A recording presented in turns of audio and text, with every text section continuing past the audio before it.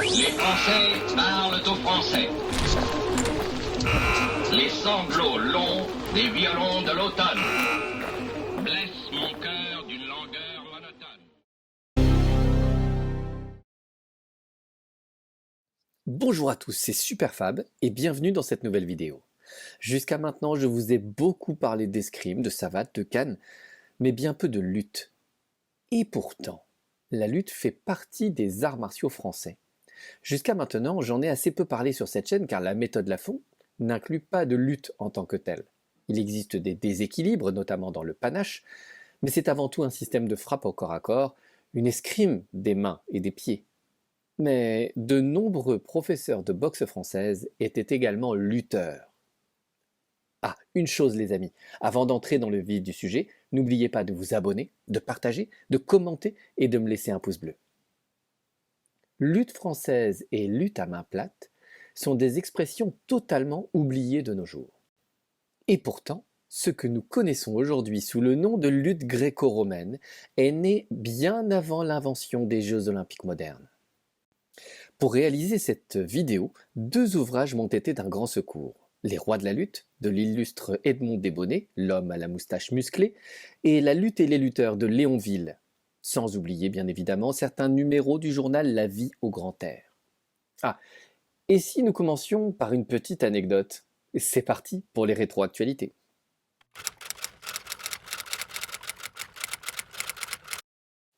C'est à un certain Jean Exbraya ou Exbroya qu'on attribue la paternité de la lutte française, de la lutte à main plate. Cet homme de foire, aussi connu sous son nom de scène de Broyas, le Lyonnais, aurait le premier mis en avant la volonté de ne pas blesser son partenaire de lutte en les faisant lutter les mains ouvertes, par opposition à la lutte de boxe, ou la lutte à pogne, c'est-à-dire la lutte à poing fermé.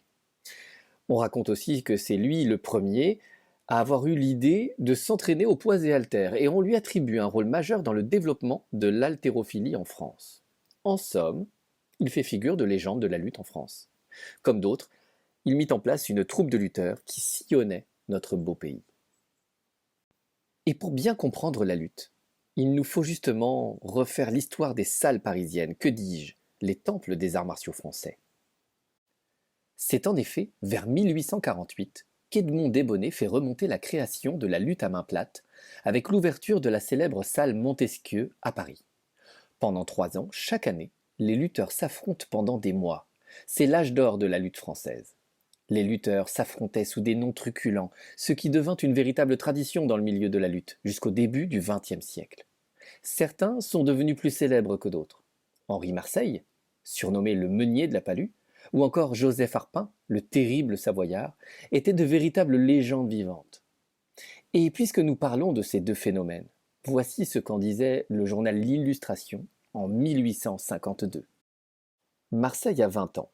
Il est mince, souple, svelte, imberbe. Arpin est dans la force de l'âge. Il a l'aspect d'un titan. Il a de la peine à contenir son rire. Est-ce bien sérieusement que cet adolescent vient se placer en face de lui? Encore un peu, il le renverrait à sa nourrice. Supposez un taureau formidable, voyons un petit chat lui offrir la bataille. Cependant, la lutte commence. L'Hercule s'aperçoit aux premières prises que l'enfant est un homme, et un homme qui sait lutter. Il le saisit pourtant. On croirait qu'il va le broyer. Il donne une secousse formidable. Un chêne serait déraciné. Le moulin ne résisterait peut-être pas, mais le meunier glisse et se dérobe à l'étreinte, si puissante qu'elle soit.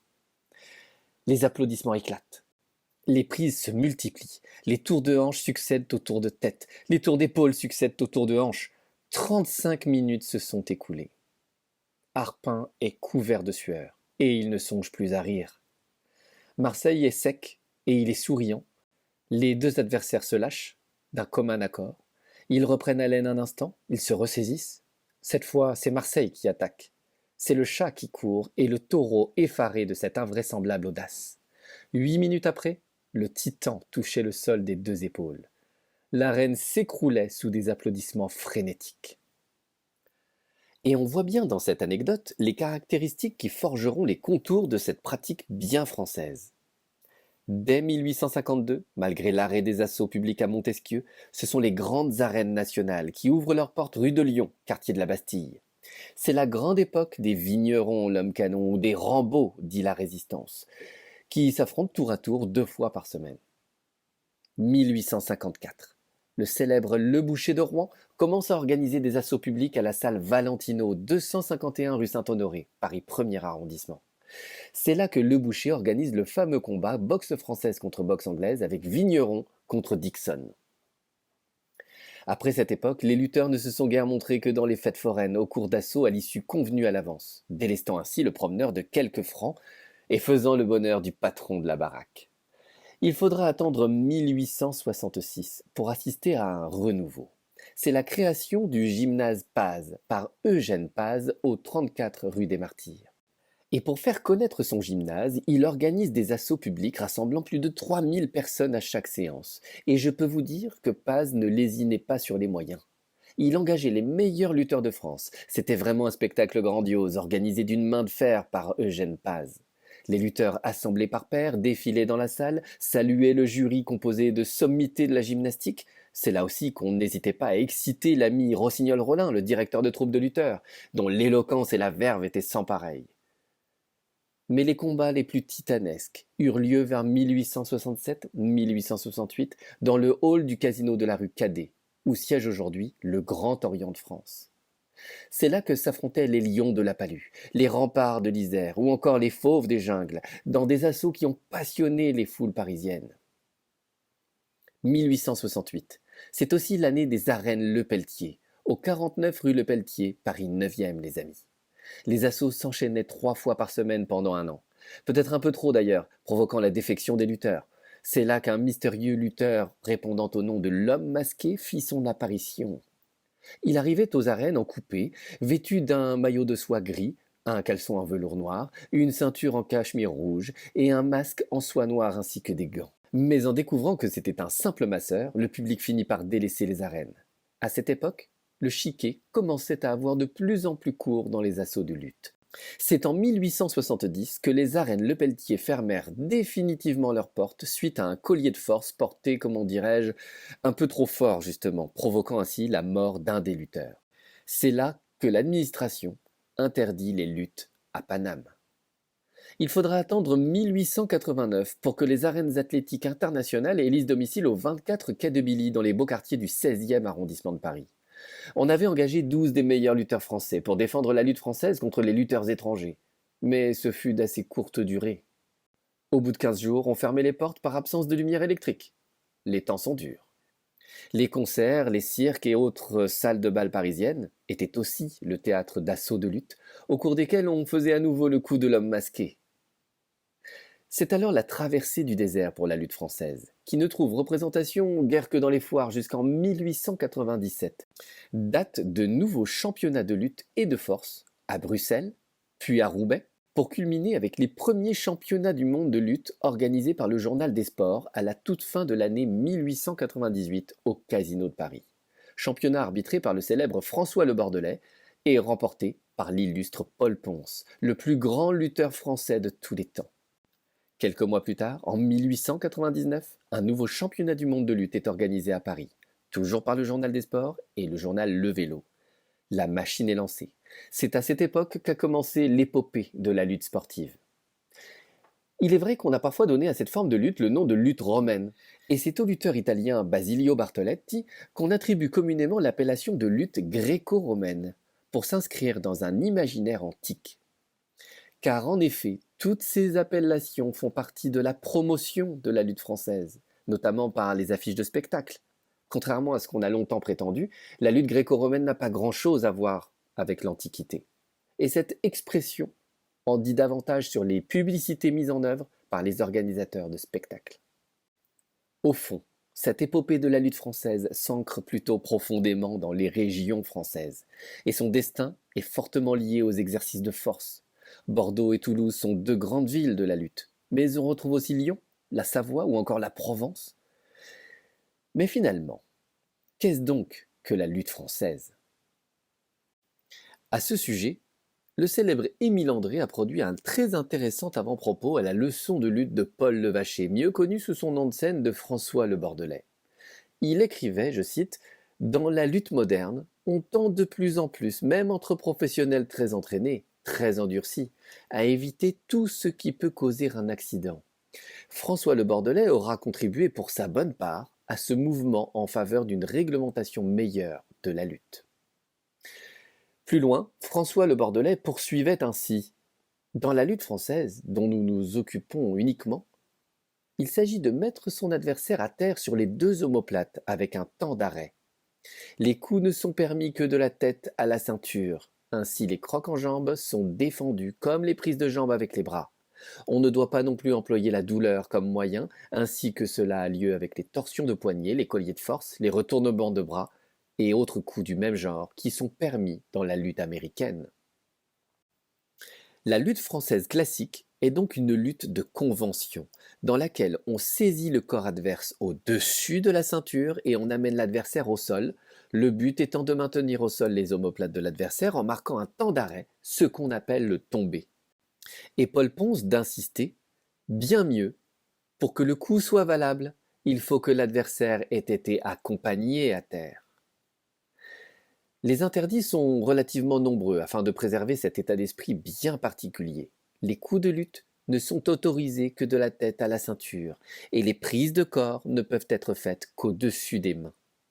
En somme, c'est un excellent exercice de gymnastique qui a pour but d'augmenter la force du lutteur. On y pratique les coups classiques qui forment une véritable grammaire de la lutte, comme le signale le second tome des leçons de lutte de François Le Bordelais. En 1891, Léonville écrivait dans La lutte et les lutteurs que depuis trop longtemps l'exercice de la lutte n'est pas pris au sérieux et qu'elle a été abandonnée aux saltimbanques de foire. Il ajoute que la lutte proprement dite n'est pas un combat, c'est la première gymnastique du monde. Elle met en jeu et développe également tous les organes sans qu'aucun d'eux puisse jamais se fortifier aux dépens d'un autre. L'habitude de la boxe, des poids ou des haltères développe les biceps et décuple la force des bras. L'habitude de l'escrime donne une assiette solide et assouplit le jarret. La lutte seule augmente l'élasticité du corps tout entier et double la force de tous les membres. Nous avons pas mal de documentation à ce propos. La lutte française est une discipline très codifiée, qui a encore la réputation aujourd'hui d'être la plus technique des luttes. L'interdiction de saisir sous la ceinture demande en effet une haute technicité. D'ailleurs, le lutteur Fénelon de Bordeaux met en avant la finesse du jeu des feintes dans la lutte française. L'art de tendre un piège est lorsque la feinte d'un coup a amené l'adversaire à se découvrir, exécuter avec la plus grande vitesse le véritable coup de lutte. La Fédération des sociétés françaises de lutte a même fait établir un code de la lutte. Son article 7 précise « À chaque coup ou prise de lutte, répondent plusieurs parades exécutées soit en force soit en adresse, et la combinaison variée à l'infini des prises et des parades constitue l'escrime de la lutte, science spéciale de l'équilibre du corps humain. » Comprenez qu'il ne s'agit pas de laisser tomber ou de projeter son adversaire et que la brutalité n'a pas sa place en lutte française.